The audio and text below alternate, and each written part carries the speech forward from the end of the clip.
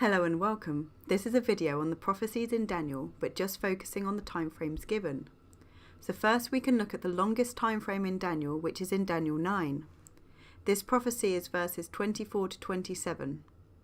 So verse 24 says, 70 weeks are determined upon thy people and upon thy holy city, to finish the transgression and to make an end of sins, and to make reconciliation for iniquity, and to bring in everlasting righteousness, and to seal up the vision and prophecy, and to anoint the most holy. 70 weeks means 70 periods of 7 years, so that would be 490 years. Therefore we can start with 490 years for Jews and Jerusalem. Then we have a list of 6 things that are at the end of the 490 years.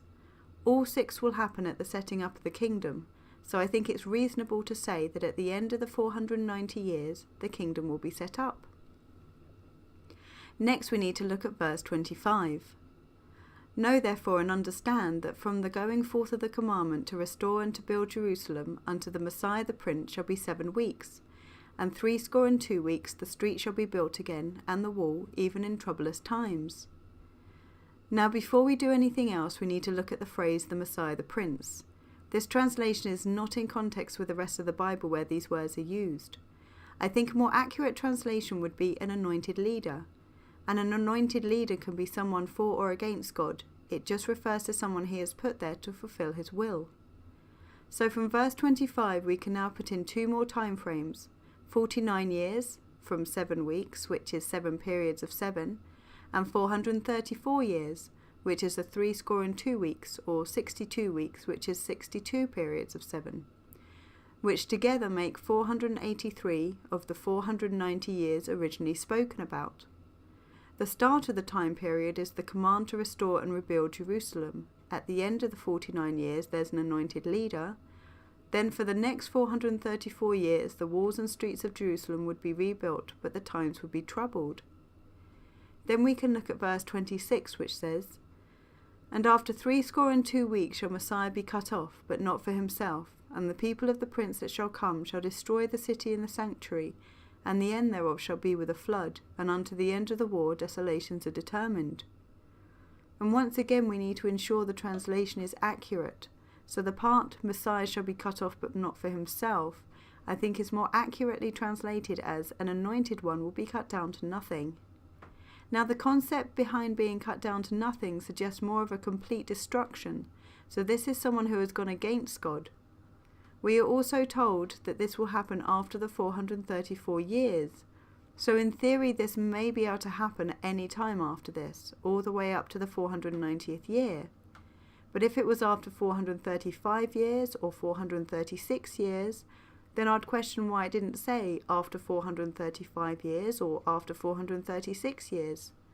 So my understanding at the moment is that at some point after the 434th year starts, but before the start of the 435th year, this anointed one will perish. So that's what I'm putting down for now. There's also mention of the people of the prince that is to come destroying Jerusalem and the sanctuary. We don't know yet when that prince will arrive, but it makes sense for it to be some point after the anointed leader perishes.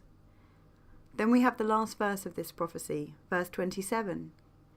And he shall confirm the covenant with many for 1 week, and in the midst of the week he shall cause the sacrifice and the oblation to cease, and for the overspreading of abominations he shall make it desolate, even until the consummation, and that determined shall be poured upon the desolate.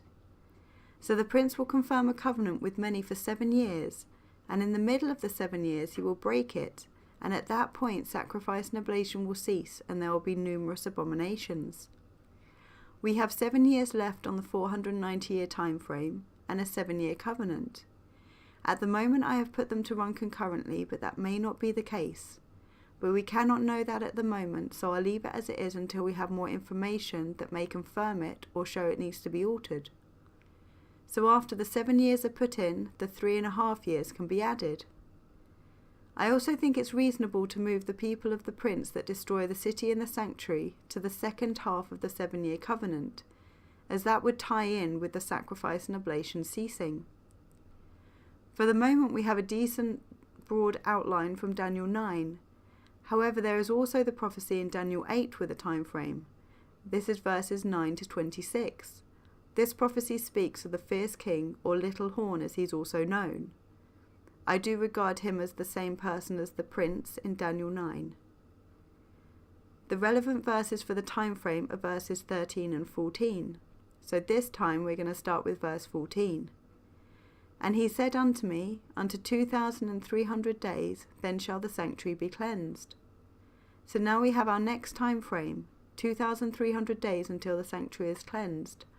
Now the sanctuary being cleansed may well indicate the start of the kingdom as well. So I'm going to place the end of the 2,300 days there for now. It's worth working out the approximate days of the last 7 years, which is 2,555.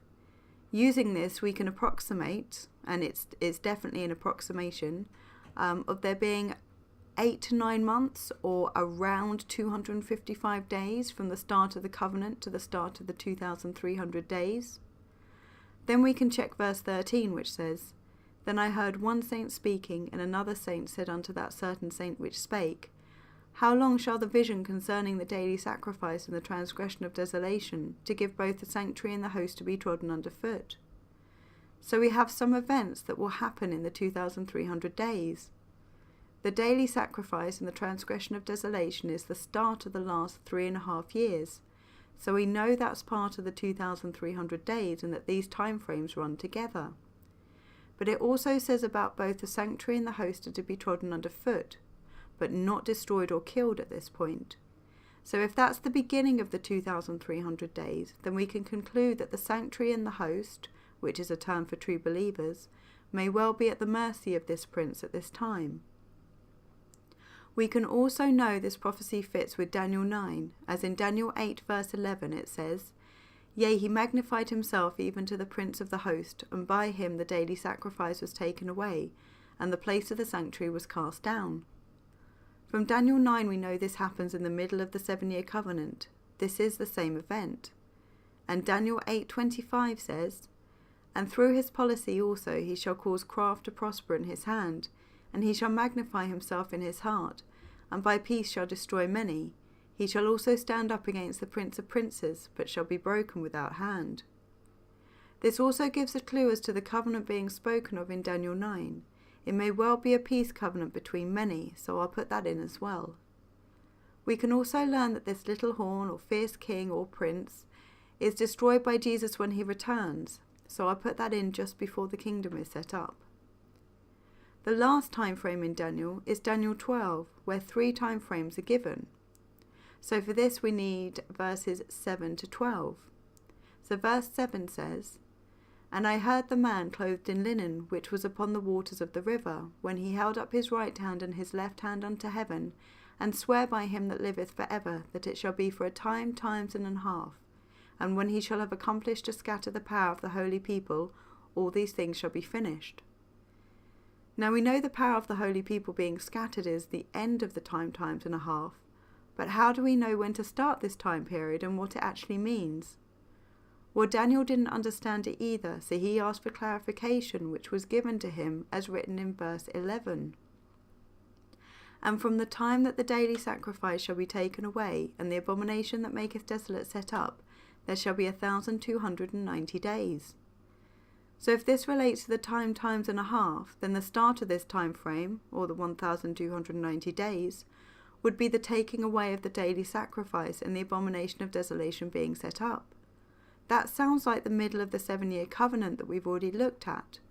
So we can add the abomination of desolation there as well. We can also add the 1,290 days onto the chart, probably matching the time, times, and a half, with the power of the holy people being scattered at the end. But then we have verse 12. Blessed is he that waiteth and cometh to the 1,335 days. So this is 45 days longer than the 1,290 days, and the passage would suggest that these time frames are concurrent. So why would someone be blessed if they were around 45 days after the power of the holy people was scattered? My conclusion so far, looking at the other information given, is that this blessed person would be entering the kingdom. So this would mean that there are 45 days from the power of the holy people being scattered and the kingdom being set up. Most likely it's when Jesus destroys the fierce king or prince.